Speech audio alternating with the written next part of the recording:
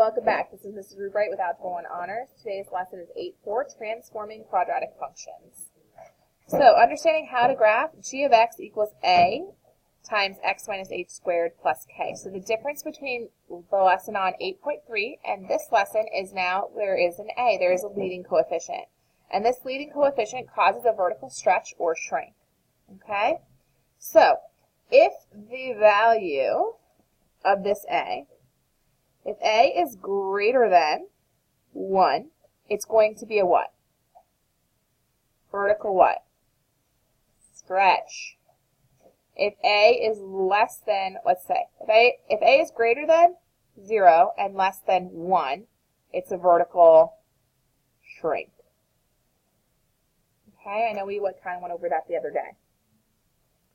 The sequence of graphs below shows you how you can obtain the graph of g of x equals 2 times x minus 3 squared plus 1 from the graph of the parent quadratic function, f of x equals x squared, using transformations. Okay, so if I was looking at this, we know that it's shifted in the positive direction 3, right 3, up 1. That's where we're going to find our vertex. Our vertex is going to be at 3, 1. And then this 2, we know it's a vertical stretch. So instead of like over 1, up 1, it's over 1, up 2. Instead of over 2, up 4, it's over 2, up 8. So that 2 affects that. But we can do an XY table and just do like our points. We're going to do our vertex, and we're going to do 2 to the left, 2 to the right of the vertex. And then plot those points. All right. So if we're starting with the parent function, we just graph the parent function. And then this problem, we are going to stretch it vertically by a factor of 2 to obtain 2 of x squared. So instead of 0, we have 0, 0 stays 0, 0. Instead of 1, 1, we have 1, 2. Instead of 2, 4, we have 2, 8, right? And then we can shift it. So after we vertically stretch it, then we're going to shift it, and we're going to shift it in the positive direction 3, up 1. So over 1, 2, 3, up 1. Every single point we go over 3, up 1. And that is the new graph based on shifting with the rules for a parent function rules. All right, so the vertex of the graph of f of x equals x squared is going to be 0, 0, right? It always starts at 0, 0. Well, the vertex of the other graph is going to be at 3, 1. Opposite of this, same as that. Okay? Is everyone with me so far? Yes? Okay, good. So, if you start at the vertex of the graph of f of x equals x squared and move 1 unit to the right or left, how must you move vertically to get back to the graph? So, normally on this, you go to the right or left, like over 1, up 1, right? You're going to go up 1. If you start at the vertex on this and move 1 unit to the left or right, how much vertically do you have to go to get back to the graph? So instead of over 1, up 1, because of that being stretched by a factor of 2, instead of up 1, 1 times 2 is 2, up 2. Based on your answers to questions 1a through c, describe how you could graph g of x equals a times x minus h squared plus k directly without using transformed graphs. So your vertex is going to be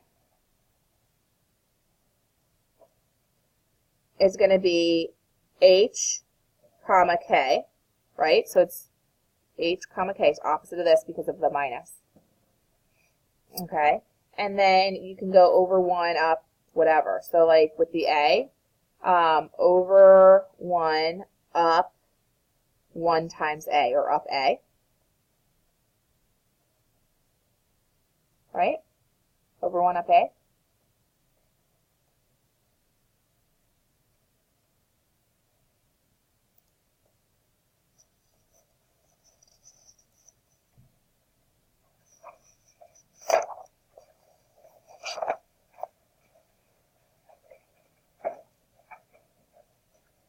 Graph this. All right, so where's my vertex? My vertex is at -1, -2. Opposite of this, same as this. We know that this is going down. It's going down. We're going to move, right? Down, negative. Identify and plot points based on the fact of like going one left or right. All right, so let's just get our x and y axis. All right, so our vertex is at -1, -2. Which means our axis of symmetry is x equals -1. Okay? Normally it would be over 1, up 1, but we are reflected down. So over 1, down 1. But instead we have down 3 because of that 3, right? 1 times 3 is 3. So over 1, down 1, 2, 3. And then we can reflect. And let's think, does this make sense? It's on the y-axis, and the y-axis is easy to check. We just plug in a 0 for x. We'd have 1 squared is 1. 1 times -3 is -3. -3 minus 2 is -5. -1, 2, 3, 4, 5. Perfect. See, it worked. And then instead of over 2, down 4, 4 times 3 is 12. So it should have been over 2, down 1, 2, 3, 4, 5, 6, 7, 8, 9, 10, 11, 12. Wow. And reflect.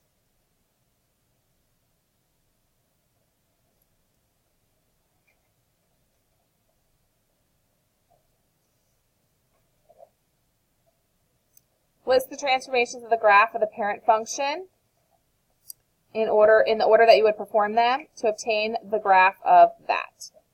All right, well, I would, like the first thing that you should do is you should, like if you were graphing it, like you could graph the parent function, you could reflect it and vertically stretch it by 3, and then you could shift it. So reflect and stretch by 3, then shift left 1 and down 2. Before graphing, would you have expected the graph to open up or down? Down, because it's negative.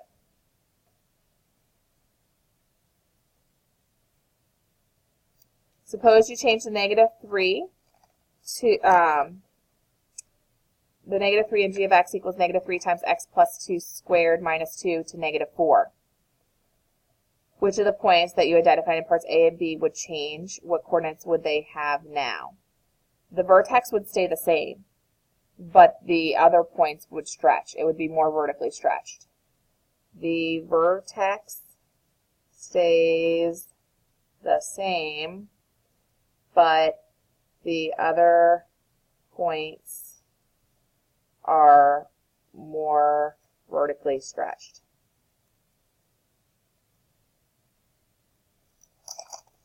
So what would they be? So if you had your vertex at -1, -2, and you're going down, instead of over 1, down 3, you're going over 1, down, so instead of over 1, down 1, over 1, down 4. So over 1, down 1, 2, 3, 4. So you'd have 0, 1, 2, 3, 4, 5, 6, -6, and -2, -6, because you're going to reflect, right?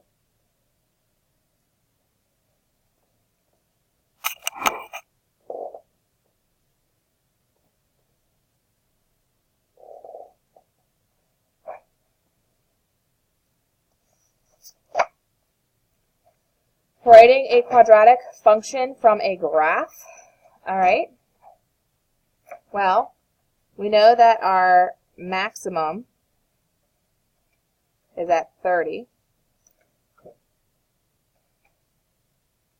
The vertex of the parabola is 0, 30, right?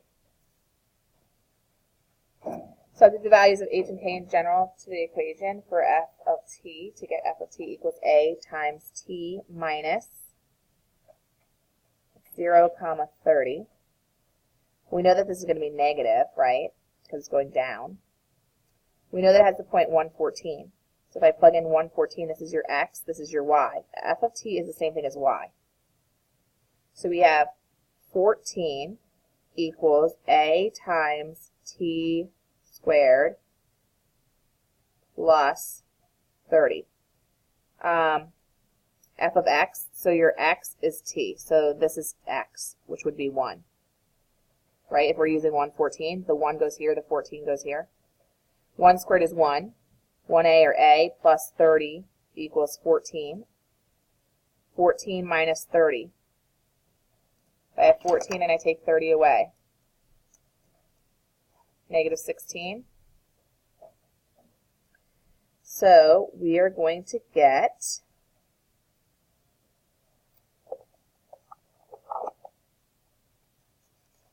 I would just write it. F of t or y equals negative 16 t squared plus 30.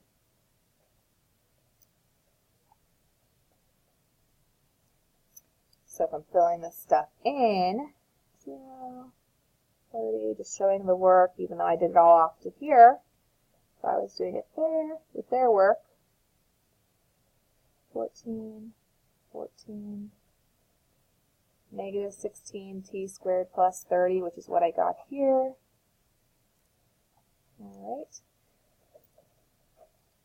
So, using the graph, estimate how much time elapses until the paintbrush hits the ground. All right, so we want to know when the height is 0. So we're plugging in a 0 for our y. So 0 equals negative 16 t squared plus 30. Okay, so I need to solve this. So I can subtract 30 on both sides. Divide by negative 16 on both sides. So I have 30 divided by 16 is 1.875 equals t squared. Square root, square root. I got positive negative 1.369. So positive negative 1.4 seconds. Can you have negative 1.4 seconds? No. So just positive 1.4 seconds. One of those is extraneous. That's why the other half of this graph isn't here. It's going to be extraneous because you can't have negative time, right? Using the value of t from question 3a and the equation from the height function from part C of the example, find the value of f of t. How does this help you check your reasonableness of the equation? Okay, so the t-intercept is approximately 1.7 seconds. So f of 1.7 equals negative 1.24, which is close to 0. So the equation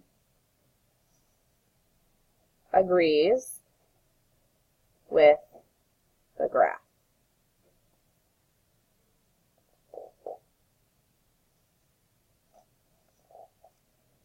Then we have some practice problems.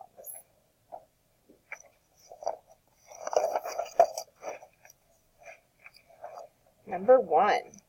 So our vertex is going to be what? What's our vertex? Anybody? What's the x value of the vertex? X coordinate of the vertex? 2. And the y is 3. It's going up.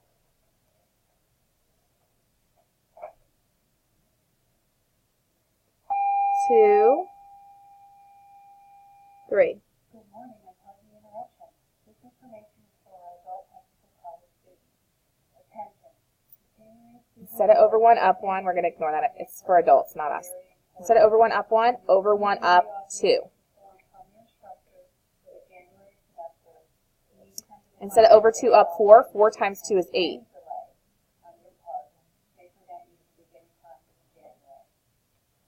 Friday's job fair at Quadratic campus was a great success. If you were unable to attend, there are still plenty of job fair directories available with the company name. This one's going down. Our vertex, 1, 2. Do you have career questions? Need to update and push your resume or need career search advice? APC's College Special Online Board is a free there's no vertical stretch or shrink. So it's over 1, down 1, over 1, down 1, over 2, down 1, 2, 3, 4, over 2, down 1, 2, 3, 4. We can double check this. We can plug in, let's see our x-intercept. If we plug in a 0, we'd have -1. -1 squared is 1. 1 times -1 is -1. -1 plus 2 is 1, and that worked. And we reflected over the axis of symmetry. If we plugged in a 1, 2, 3, 3 minus 1 is 2. 2 squared is 4. -4 plus 2 is -2. And we get that -2. So we just verified that, yes, our points are accurate. The other thing that you could do is you could always just do an XY table. Once you know your vertex of 1, 2, you can just go 0, -1, 2, 3, and plug and chug. Right? So if I plugged in a 0, 0 minus 1 is -1. -1 squared is 1. 1, that'd be -1. -1 plus 2 is 1. If I plugged in a -1, you'd have -2 squared is 4. -4 plus 2 is -2. If I plugged in a 2, 2 minus 1 is 1. 1 squared is 1. -1 plus 2 is 1. And then this one will also give you 3. 3 minus 1 is 2. 2 squared is 4. -4 plus 2 is -2. And you can literally just do it that way as well. Okay, so once you get your vertex, you can literally just plug and chug if you want to.